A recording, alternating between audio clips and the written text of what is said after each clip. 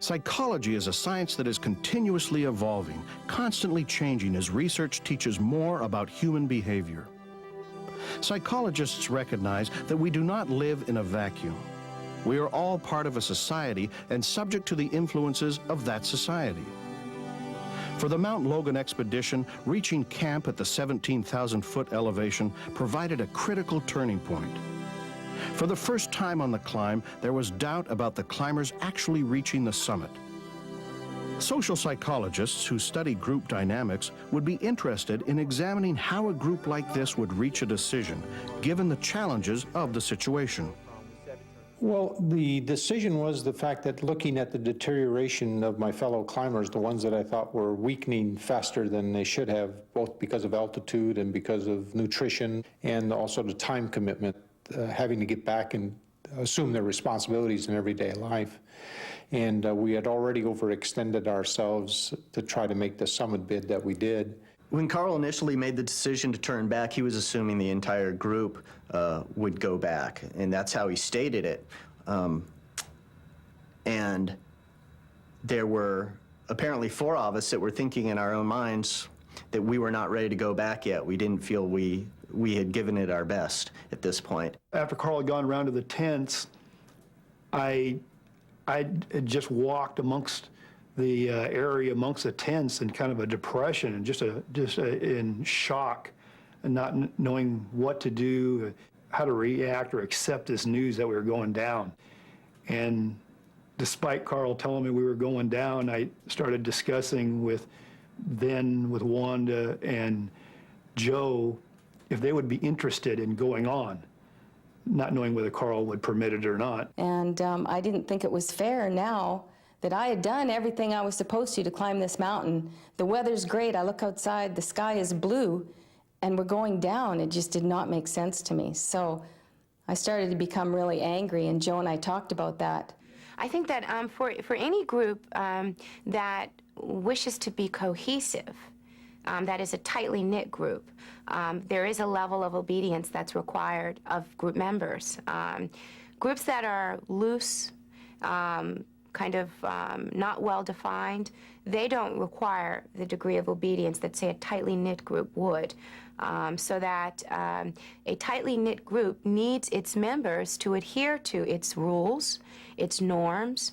It needs its members to respect its leaders. It needs its members to carry out their designated tasks. So obedience would be a requirement for a group that is tight, cohesive, a group in which each of the members regard themselves and identify as group members. With 4 climbers still committed to pushing on for the summit, Carl Garzinski agreed to divide the team in 2 and allow one group to summit and the other to turn back down the mountain. The splitting of the team to people that wished to continue on to the summit and those that were retreating, I would say at that point the morale was probably one of the highest on the expedition because people were doing what they wanted to do. We were all very glad that the 4 of us wanted to continue, and that way if only one of us wanted to go on, obviously we're not going to go on solo. Just as the summit group of 4 influenced Carl to change his decision, group and social influence have a tremendous impact on our everyday behavior. It's easy to think about group, the influence of the group in terms of large social groups that we belong to. But if you think of group influence as really social influence, one other person trying to urge you to do something, you see the same process in your intimate relationships. You know, boyfriend, girlfriend, family member, you know, whether it's spouses or not. The other person wants you to do certain things, and they'll like you if you do those, and they'll dislike you if you don't. And so all of us experience social influence, or in a sense, group influence, if it's a group of 2, even on our intimate relationships. The 4 remaining climbers continued to ascend at a blistering pace in a final attempt to reach the summit. Unfortunately, due to numerous reasons, the group was faced with the ultimate decision of having to retreat off of Mount Logan, having never reached her peak. We didn't have a lot of food. We were all tired from the day's exertion, not to mention the previous 2 weeks of just getting to that point.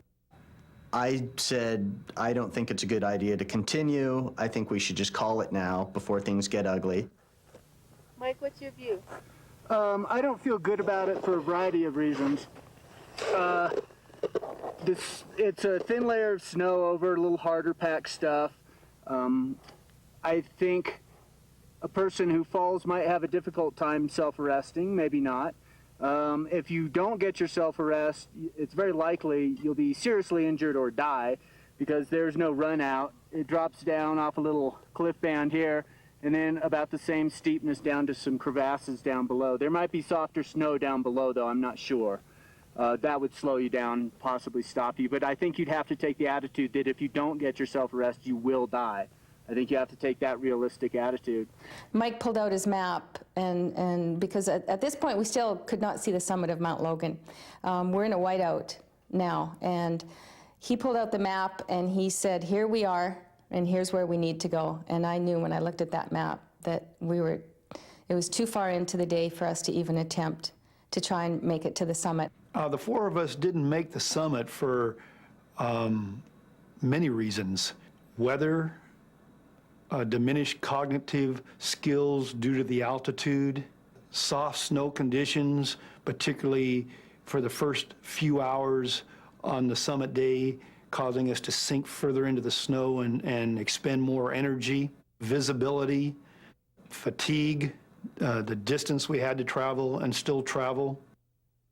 Even though we didn't summit, I had one of the best trips I've ever had, and it didn't include the summit. So I learned a lot about myself as a mountaineer because I helped in the decision to actually turn around, make the decision to go back, and that's not in my nature. I'm usually the last dog to die. But I was pretty pleased with myself that I was able to make that prudent decision and not feel bad about it. I consider the Mount Logan expedition a success. Again, the process was good. The interaction with 10 people from all different walks of life was fun to be involved in, fun to observe, and it was a building process where everybody contributed to even giving us a chance to make an attempt at the summit.